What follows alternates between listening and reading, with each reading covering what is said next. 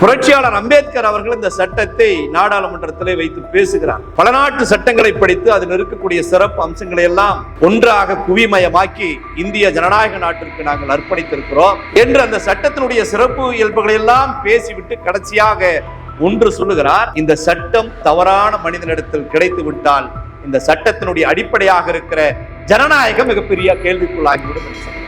பெயரை பொறுத்த வரைக்கும் நீதிபதி ஆனந்த் வெங்கடேசன் கூட எளிமையாக சொல்லிவிட்டார்: இந்த சட்டங்கள் இந்தியில இருக்கிறது, எனக்கு இந்தி தெரியாது, எனவே இந்த சட்டங்களை என்னால் பேச முடியாது, தலைப்பை பேச முடியாது என்று சொன்னவர் உயர்நீதிமன்றத்தினுடைய நீதியரசர். அமித்ஷாவினுடைய வழக்கை விசாரித்தவர் உயர்நீதிமன்ற நீதிபதியாக மாறுகிறார். இன்னொருவர் சட்ட ஆணையத்தினுடைய தலைவராக மாறுகிறார். இப்படி பல்வேறு விதமான பின்னணி.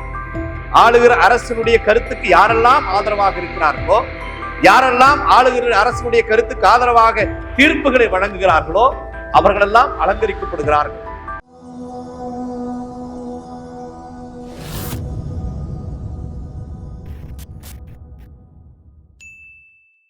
மூன்று சட்டங்களை ஒன்றிய அரசு கொண்டு வந்திருக்கிறது.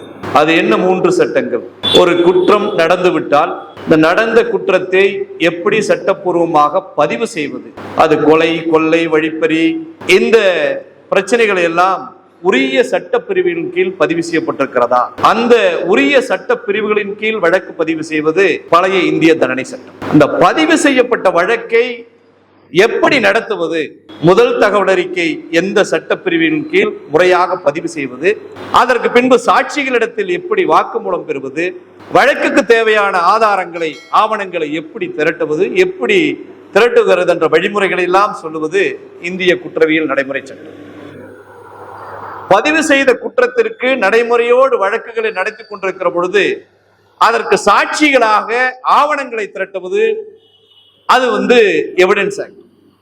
இந்த மூன்று சட்டங்களும் தான் இந்திய அரசியலமைப்பு சட்டத்தினுடைய ஒரு பிரிவுகளாக பார்க்கப்படுகிறது.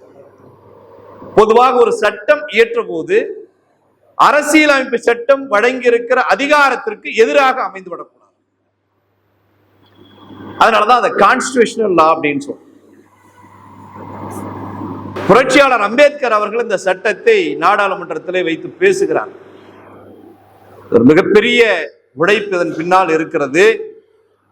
பல நாட்டு சட்டங்களை படித்து அதில் இருக்கக்கூடிய சிறப்பு அம்சங்களை எல்லாம் ஒன்றாக குவிமயமாக்கி இந்திய ஜனநாயக நாட்டிற்கு நாங்கள் அர்ப்பணித்திருக்கிறோம் என்று அந்த சட்டத்தினுடைய சிறப்பு இயல்புகளை எல்லாம் பேசிவிட்டு கடைசியாக ஒன்று சொல்லுகிறார்: இந்த சட்டம் தவறான மனிதனிடத்தில் கிடைத்து விட்டால் இந்த சட்டத்தினுடைய அடிப்படையாக இருக்கிற ஜனநாயகம் மிகப்பெரிய கேள்விக்குள்ளாகிவிடும் என்று சொல்லுகிறார்.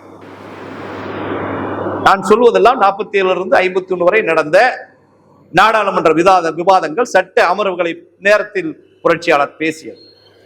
ஏறக்குறைய 80 ஆண்டுகளை நோக்கி நாம் வருகிறோம். அன்றைக்கு அந்த மாமனிதன் சொன்ன கருத்து, வாக்கியம் இன்றைக்கு நேரடியாக நடைமுறையில் இருக்கிறது. ஆர்டிகல் 348 படி ஒரு சட்டத்தை ஆங்கிலத்தில் எழுத வேண்டும். அந்த சட்டத்திற்கான தலைப்பு, பெயர் ஆங்கிலத்தில் வைத்துக் கொள்ள வேண்டும். தேவைப்பட்டால் பிராந்திய மொழியாக இருக்கக்கூடிய மாநில மொழி துணை தலைப்பாக வைத்துக் கொள்ளலாம். அதனால்தான் நேற்றைக்கு வரைக்கும் ஐபிசி, இந்தியன் பீனல் கோட் என்பதே இந்திய தண்டனை சட்டம் என்று நாம் வைத்துக் கொள்வோம். ஆனால் வைத்திருக்கிற இந்த சட்டம் என்பது இந்தியும் அல்ல, அதை தாண்டி சமஸ்கிருதத்தை நோக்கி போயிருக்கிறது. தம்பி பாலமுரளி அவர்கள் பேசினார், சட்டங்கள் எப்படி தோன்றியது, மனுவை பற்றி எல்லாம் பேசினார். கோல்வாக்கர் பஞ்சாப் தாட்ஸ் நூலிலே ஒரு வார்த்தையை சொல்லி இருக்கிறார், மொழியை பற்றி வருகிற பொழுது. இந்த நாட்டில் சமஸ்கிருதம் தான் ஆட்சி மொழியாக இருக்க வேண்டும், அதுவரை தேவைப்பட்டால் இந்தியை வைத்துக் கொள்ளலாம். பஞ்சாப் தாட்ஸ் எழுதிய காலம், மனு ஆட்சி செய்த காலம், இன்றைக்கு இந்தி கடந்து சமஸ்கிருதத்திலே இந்த பெயரை வைத்திருக்கிற காலங்களை எல்லாம் ஒப்பிட்டு பார்க்கிற பொழுது இந்த அரசு என்பது கோல்வாக்கரனுடைய கனவுகளை நிறைவேற்றுகிற அரசாக மாறி போயிருக்கிறது. அரசியலமைப்பு சட்டம் வழங்கியிருக்கிற அடிப்படை உரிமைகள், பெயரை பொறுத்த வரைக்கும் நீதிபதி ஆனந்த் வெங்கடேசன் கூட மிக எளிமையாக சொல்லிவிட்டார்: இந்த சட்டங்கள் இந்தியில இருக்கிறது, எனக்கு இந்தி தெரியாது, எனவே இந்த சட்டங்களை என்னால் பேச முடியாது, தலைப்பை பேச முடியாது என்று சொன்னவர் உயர்நீதிமன்றத்தினுடைய நீதியரசர். ஆக இந்த பின்னணியோடு இந்த சட்ட தொகுப்புகளை குறித்து பார்க்கிற பொழுது பிரிவுகள் அடிப்படையிலே தம்பி பாலமுரளி எல்லாம் சொன்னார். இந்த உச்ச நீதிமன்றம் என்பது கடந்த 8 ஆண்டுகளாக எவ்வளவு மாற்றப்பட்டிருக்கிறது என்பதை பாருங்கள். இந்த நாட்டினுடைய பிரதம அமைச்சராக இருந்த இந்திரா காந்தி பதவியில் நீடிக்க வேண்டுமா நீடிக்க வேண்டாமா என்பதை முடிவு செய்கிற அதிகாரம் இந்த உச்ச நீதிமன்றத்திற்கு இருந்தது. நீங்கள் பிரதமர் நாற்காலியில் அமரக்கூடாது என்று சொன்ன காலம் இருந்தது. எவ்வளவு பெரிய ஆட்சி அதிகாரத்தோடு இருந்த ராஜீவ் காந்தியை ஆட்சி கட்டிலிருந்து இறக்குவதற்கு பயன்பட்டது. பல அரசியல் தலைவர்கள் மீது ஊழல் குற்றச்சாட்டுகளை விசாரிக்கிற நீதிமன்றங்களாக இருந்தது. ஆனால் கடந்த 10 ஆண்டுகளாக உச்ச நீதிமன்றத்தினுடைய நீதிபதிகள் இந்திய வரலாற்றிலே இல்லாத அளவிற்கு பொதுவெளியிலே அமர்ந்து ஊடகங்களெல்லாம் வரவழைத்து வழக்குகளை ஒதுக்குவதில் பல்வேறு விதமான முறைகேடுகள் நடக்கிறது. எங்களுக்கு வழக்குகள் சரியாக ஒதுக்கப்படுவதில்லை, நாங்கள் எப்படி இந்த நாட்டில் நீதி பரிமாறனை நேர்மையாக விசாரிக்க முடியும்? ஆளுகிற அரசனுடைய கருத்துக்கு ஆதரவாக தீர்ப்பு வழங்குகிறவர்கள் உயர் நீதிமன்ற நீதிபதிகளாக உச்ச நீதிமன்ற நீதிபதிகளாக மாறுகிறார்கள். கடந்த 10 ஆண்டுகளுக்கு முன்பு உயர் நீதிமன்ற நீதிபதியோ உச்ச நீதிமன்ற நீதிபதியோ பொதுவெளியில் பேசுவதையோ சமூக ஊடகங்களில் கருத்துக்களை பரிமாறுவதையோ நாம் எங்கும் பார்த்திருக்க முடியாது. ஆனால் இந்த 10 ஆண்டுகள் அமித்ஷாவினுடைய வழக்கை விசாரித்தவர் உயர் நீதிமன்ற நீதிபதியாக மாறுகிறார், இன்னொருவர் சட்ட ஆணையத்தினுடைய தலைவராக மாறுகிறார். இப்படி பல்வேறு விதமான பின்னணி. ஆளுகிற அரசினுடைய கருத்துக்கு யாரெல்லாம் ஆதரவாக இருக்கிறார்களோ, யாரெல்லாம் ஆளுகிற அரசினுடைய கருத்துக்கு ஆதரவாக தீர்ப்புகளை வழங்குகிறார்களோ அவர்களெல்லாம் அலங்கரிக்கப்படுகிறார்கள். ஆளுநர்களாக, சட்ட ஆணையத்தினுடைய தலைவர்களாக, உயர் நீதிமன்ற உச்ச நீதிமன்ற நீதிபதிகளாக அந்த பதவி அலங்காரம் என்பது இன்றைக்கு நீதித்துறையை பெரிய அளவில் மாற்றம் செய்திருக்கிறது. சமீபத்தில் கூட கேரளாவில் பிராமணர் சங்கம் நடத்த ஒரு மாநாட்டில் சென்னை உயர் நீதிமன்றத்தினுடைய பெண் நீதிபதி அவர்கள், பிராமணர்களுக்கு 2 பிறப்பு இருக்கிறது, ஒன்று இந்த சமூக பூமியில் மனிதர்களாக இருப்பது, இன்னொன்று தேவலோகத்தில் இருக்கிறது, அவர்களை தவிர வேறு யாரும் 2 பிறப்பாளர்களை, 2ம் புனிதமானது என்று சொல்கிறார்கள். எப்படி 2ம் புனிதமானது என்று சொல்கிறார்கள் என்றால், நாங்கள் இங்கே நெத்தியில் பிறந்தவர்கள், நாங்கள் இந்த பூமியிலே வாழுகிற மனிதர்களிலே நாங்கள் தான் உயர்ந்தவர்கள், எனவே நாங்கள் புனிதமானவர்கள். ஒருவேளை இங்க இருக்கிறவனெல்லாம் செத்து போய் மேலே போனாலும் கூட உங்களுக்கு எல்லாம் அட்மினிஸ்ட்ரேஷன், எல்லாரையும் நிர்வகிக்கிற பொறுப்பு எங்களிடத்தில் இருக்கிறது, உங்களுக்கு தலைமை தாங்கிற பொறுப்பும் எங்களுக்கு இருக்கிறது, எனவே நாங்கள் 2 பிறப்பாளர்கள். ஏனென்று கேட்டால் நாங்கள் பேசுகிற மொழிதான் கடவுளுக்கு தெரியும். சாதாரண குப்பன் சுப்பன் மணியன் பேசுவதெல்லாம் கடவுளுக்கு புரியாது. எனவே அவர்களும் கடவுளுக்கும் நமக்குமான உறவுகளை கொண்டு போய் சேர்க்கிற அந்த தபால் அதிகாரி, தபால்காரரை போல் செயல்படுகிறவர்கள், மீடியேட்டர். எனக்கு என்ன பிரச்சனை என்பது கோயில் வளாகத்திற்கு முன்பு நான் அவரிடத்திலே சொல்லுவேன். அவருடைய பிரச்சனையை கேட்டுவிட்டு நேரடியாக கடவுளிடத்திலே போய் பூ போடுவதை போல கையை வீசி என்னுடைய பிரச்சனைகளை கடவுளிடத்தில் பேசுவார். எனவே 2 பிறப்பாளர்கள். ஆக நீதித்துறை என்பது இன்றைக்கு பல்வேறு விதமான மாற்றங்களுக்கு உட்பட்டு ஒரு விதமான பாஜக அமைப்பினுடைய துணை அமைப்புகளாக மாறுகிற அபாய போக்கு பெருத்துள்ளது. உச்ச நீதிமன்றத்தினுடைய நீதிபதி அவர்கள் லோயா மர்மமான முறையில் மரணம் அடைந்தார். இன்றைக்கு வரைக்கும் எதற்காக மரணம் அடைந்தார், எதற்படி நடந்தது என்பது சரியாக வெளிப்படவில்லை. இப்படி பல்வேறு விதமான தாக்குதல்களை நீதித்துறை இந்தியாவில் சந்தித்துக் கொண்டிருக்கிறது. இதை காப்பாற்ற வேண்டிய பொறுப்பு யாருக்கு இருக்கிறது என்றால், இந்த நாட்டில் ஒரு சமூக ஜனநாயகத்தை எப்படியேனும் காப்பாற்றப்பட வேண்டும் என்று யாரெல்லாம் நினைக்கிறார்களோ அவர்களுக்கு இருக்கிறது. இந்த பின்னணியோடு தான் இந்த சட்டத்தை நாம் அணுக வேண்டும். அந்த பின்னணி தான் இந்த சட்டத்தை பற்றியான இன்டர்பிரேஷன், முறையான அறிமுகம் என்பது நமக்கு கிடைக்கும். எனவே சொல்லப்பட்டிருக்கிற இந்த 3 சட்டங்கள் என்பது மனித உரிமைக்கு எதிரானது மட்டுமல்ல, இந்திய அரசியலமைப்பு சட்டத்திற்கு எதிரானது. இந்த அடிப்படை உரிமை ஹேண்ட்கப் யார் யார் போடலாம்? சிறையிலிருந்து ஒரு நபரை அழைத்து வருகிற பொழுது அவர் மிகப்பெரிய கொடூர கொலையை செய்தவர், கொடூர செயலில் ஈடுபட்டவர், அவர் விட்டால் தப்பி செடுவார் என்று நினைத்தால் போதாது, முன் சம்பவங்கள் இருக்க வேண்டும். அப்பொழுது அவருக்கு கைவிலங்கிடலாம். D K Basu versus Union of India என்ற வழக்கில் எப்படியெல்லாம் மனித உரிமைகள் காப்பாற்றப்பட வேண்டும் என்பதை கைவிலங்கும் அதில் குறிப்பிடப்பட்டிருக்கிறது. ஆனால் இப்ப இருக்கக்கூடிய சட்டத்தில் அப்படி அல்ல. எதிரிலே அமர்ந்திருக்கிற நேருதாஸ் அவர்கள் இந்திய இறையாண்மைக்கு கேடு விளைவித்து விடுவார் என்ற காவலர் நினைத்தால் போதும். முன் சம்பவங்கள் தேவையில்லை, முன் வரலாறு தேவையில்லை. நேரு இப்படி செய்வார் என்று நினைத்தால் கைவிலங்கோடு நேரடியாக நீதிமன்றத்திற்கு கொண்டு வரலாம். இந்த சட்டம் அங்கீகரிக்கிறது. ரிமாண்ட் எக்ஸ்டென்ஷன், ஒரு நபரை சிறைத்துறையிலிருந்து நீதிமன்ற காவலில் இருந்து 15 நாட்களுக்கு ஒரு முறை நீதிமன்ற காவலருக்கு உட்படுத்த வேண்டும்.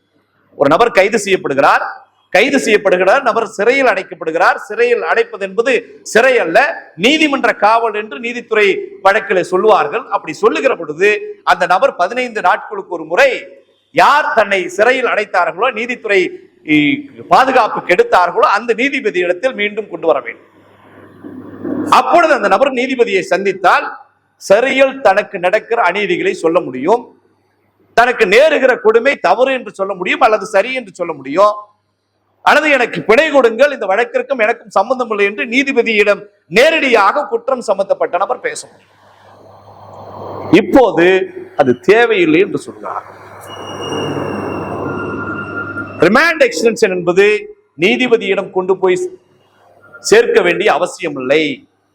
ஒருவேளை நீதிபதி பிஸியா இருந்தா அந்தந்த வட்டத்தினுடைய தாசில்தாரிடம் எடுத்து சொல்ல முடியும் சொல்றார். வட்டாட்சியர் என்பவர் நீதித்துறை நடுவர் தான், அவர் நிர்வாக நடுவர், அவர் அது வேற. ஆனால் சட்டம் அவருக்கு தெரியுமா என்றால் தெரியாது. ஒரு குற்றவாளியை கைது செய்து நீதிமன்ற காவலுக்கு உட்படுத்த போட்ட போது அந்த குற்றம் சுமத்தப்பட்ட நபர் செய்ததாக சொல்லப்படுகிற குற்றத்திற்கும் பதிவு செய்யப்பட்டுள்ள அந்த சட்ட பிரிவும் சரியாக இருக்கிறதா என்று பார்ப்பார். நீதிபதிக்கு சட்ட அறிவு இருக்கும், அனுபவம் இருக்கும், பல வழக்குகளை நடத்தி இருப்பார். அந்த பிரிவு பொருந்துமா பொருந்தாதா என்று சொல்ல முடியும். ஆனால் ஒரு வட்டாட்சியர் இடத்தில் அதை எதிர்பார்க்க முடியுமா? பல வழக்குகளில் அப்படி செய்யப்பட்டிருக்கு. நக்கீரன் கோபால் விடுதலை செய்யப்பட்டிருக்கிறார். முன்னாள் முதலமைச்சர் கருணாநிதி அவர்கள் நேரடியாகவே நீங்கள் சொல்லப்பட்டிருக்கிற குற்றச்சாட்டிற்கும் இந்த சட்டப்பிரிவுகளுக்கும் பொருந்தாது என்று சிறைக்கே போகாமல் அப்பொழுதே வீட்டுக்கு அனுப்பப்பட்டிருக்கார். பல முன் சம்பவங்கள் இருக்கிறது. இந்த பிரமேபேசின்னு சொல்லுவாங்க, அது இருக்கிறதா என்று பார்க்கிற அறிவு நீதிபதிக்கு இருக்கும், வட்டாட்சியருக்கு இருக்காது. தம்பி சொன்னார், ஏறக்குறைய அந்த எஃப்ஐஆருக்கு 14 நாள் எடுத்துட்டான்னு சொல்லி. எங்களுடைய அமைப்பை சார்ந்த தோழர்கள் ஒரு எஸ்சிஎஸ்டி வன்கொடுமை வழக்குக்காக சேலத்தில் சென்றார்கள். நடுப்பட்டி என்கிற கிராமத்துல, சேலம் மாவட்டம், அங்க எடப்பாடிக்கு பக்கத்தில் இருக்கக்கூடிய ஒரு ஊர். ஒரு வன்கொடுமை சம்பவம் நடக்குது. பாதிக்கப்படுகிற நபர் தலித் வகுப்பை சார்ந்தவர். ஏறக்குறைய தலையில ஒரு 7 தையல் போட்டாங்க. அப்புறம் போய் நேரடியாக மருத்துவமனையில் உள்நோயாளியாக சேர்க்கப்படுகிறார். காவலர் வருகிறார், நடந்த சம்பவங்களை எல்லாம் விசாரிச்சு எழுதிட்டு போறாரு. நம்முடைய தோழர்கள் தலையிட்டு நீங்க ஸ்டேட்மெண்ட் வாங்கிட்டீங்களா, எஃப்ஐஆர் கொடுங்கன்னு கேட்கும்போது எங்களுக்கு விசாரிக்கிறதுக்கு 14 நாள் டைம் இருக்கு. இந்த சட்டத்தினுடைய பாதிப்பு பாருங்க. 14 நாளுக்குள் ஒரு நபர் எப்படி வேண்டாலும் மனநிலை மாறலாம், மிரட்டலாம், ஆசை காட்டலாம், என்ன வேணாலும் நடக்கும். அப்புறம் அந்த நபரிடத்தில் போய் சண்டையிட்டு நாங்கள் கொடுத்திருக்கிற வழக்கு என்பது எஸ்சிஎஸ்டி பிரிவின் கீழ் இருக்கிறது, ஸ்பெஷல் ஆக்ட், இதுக்கும் அதுக்கும் பொருந்தாதுன்னு சண்டை போட்ட பின்னாடி அடுத்த அன்று மாலை அந்த முதல் தகவல் அறிக்கை பதிவு செய்யப்படுகிறது. இது ஒரு ஸ்பெஷல் ஆக்ட்ன்றதுனால அன்னைக்கு வாங்கிட்டோம். ஒருவேளை பொதுவான ஐபிசியில பதிவு செய்யப்பட்டிருந்தால் 14 நாளில் புகார் கொடுத்தவனுடைய மனநிலை, ஆனால் அவ்வளவு நல்ல போலீஸா நம்மளை கூட்டிட்டு போய் சேர் போட்டு உட்கார்ந்து இந்த சினிமா படங்களில் ஆங்கில படங்கள் எல்லாம் பார்க்கும் பொழுது டேபிள் மைக்கு தண்ணி எல்லாம் கொடுத்து சொல்லுங்க நீங்க என்ன சொல்ல வரீங்கன்னு கேட்கிற அளவுக்கு நம்முடைய காவல்துறை அவ்வளவு நல்லவர்களா? 14 நாள் நீ கூட்டிட்டு போற, எதுக்காக கூட்டிட்டு போறேன்னு கேட்க முடியாது. விசாரிக்கிறேன் என்ற பேரில் உட்கார வைத்திருக்கிறாய், ஏன் என்னுடைய சகோதரனை உட்கார வைத்திருக்கிறாய் அல்லது என் கட்சிக்காரனை உட்கார வைத்திருக்கிறாய் என்று கேட்க முடியாது. இந்த 14 நாளில் காவல்துறை நினைக்கிற வகையில் அந்த வழக்கை எப்படி வேண்டுமென்றாலும் மாற்றிக்கொள்ளலாம். ஏன்னா வழக்குக்கு அடிப்படை என்பது புகார் தான், கம்ப்ளைண்ட் காப்பி, அதுதான் அடிப்படை. அந்த புகாரை எப்படி வேண்டுமென்றாலும் காவல்துறை நினைக்கிற அளவிற்கு மாற்றிக்கொள்கிற வாய்ப்புகளை இந்த சட்டங்கள் உருவாக்கி கொடுக்கும். உண்ணாவிரதம் தான் இந்தியாவினுடைய ஒட்டுமொத்த அடையாளம். காந்தி உண்ணாவிரதம் தான். அது கூட தேச இறையாண்மைக்கு எதிராக போனால் நீங்க சிறைக்கு போகிற அளவுக்கு சட்டங்களை மாற்றி வைத்திருக்கிறார்கள். அப்ப மொத்தத்தில் இந்த சட்ட மாற்றம் என்பது எதுவோ சட்டங்களை மாற்றுகிற எண்ணத்தில் இருக்கிற செய்தி மட்டுமல்ல, இந்த தேசத்தை ஒரு போலீஸ் தேசமாக மாற்றுவதற்கான ஒரு அடைப்புக்குறைக்குள் அனைவரும் கண்காணிக்கப்படுகிற ஒரு நாடாக மாற்றுகிற அளவிற்கு மோடி இந்த 3 சட்டங்களையும் கொண்டு வந்திருக்கிறார். பொதுவாக மோடி பதவியேற்றிலிருந்தே இந்த நாட்டில் இருக்கக்கூடிய அனைத்து துறைகளும் மோடிக்கு முன்பாக மோடிக்கு பின்பாக என்று மாற்ற வேண்டும் என்று நினைக்கிறார். பணத்தை மாற்றுகிறார், சட்டங்களை மாற்றுகிறார், கல்வி பட்டியலை மாற்றுகிறார், நாடாளுமன்றத்தை மாற்றுகிறார், நாடாளுமன்ற தொகுதிகளை மாற்ற வேண்டும் என்று பேசுகிறார். சிஏஏ, என்பிஆர், என்ஆர்சி சட்டங்களை எல்லாம் மாற்றி அமைக்கிறார். யாருக்கு வாக்கு யாருக்கு வாக்கு இல்லை என்பதெல்லாம் மாற்றி அமைக்கிறார். ஒரு 50 ஆண்டுகள் கழித்து முதல் வரிசையில் உட்கார்ந்திருக்கிற 2 குழந்தைகள் இந்திய வரலாறை படித்தால் அதிலே மோடி மட்டும்தான் இருப்பார். மோடி உயர்த்தி பிடிக்கிற பாசிசம் மட்டும்தான் இருக்கும். ஹிட்லர் உயர்த்தி பிடித்த நாசிசம் மட்டும்தான் இருக்கும். அம்பேத்கர் உயர்த்தி பிடித்த, நேரு உயர்த்தி பிடித்த ஜனநாயக சோசியலிச கோட்பாடுகள் என்பது இருக்காது.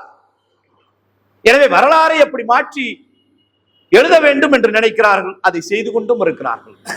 எனவே அனைத்து துறைகளிலும் இந்த 10 ஆண்டுகளில் சொல்ல முடியாத அளவிற்கான அத்துமீறல்கள், ஆக்கிரமிப்புகள், சட்ட மீறல்கள், ஒழுங்கு மீறல்கள் இவ் அனைத்தும் மோடியினுடைய தலைமையில நடைபெற்றிருக்கிறது. எனவே நாம் உண்மையிலே இந்த மக்கள் அதிகாரம் நடத்துகிற இந்த கருத்தரங்கம் என்பது பாராட்டத்தக்கது.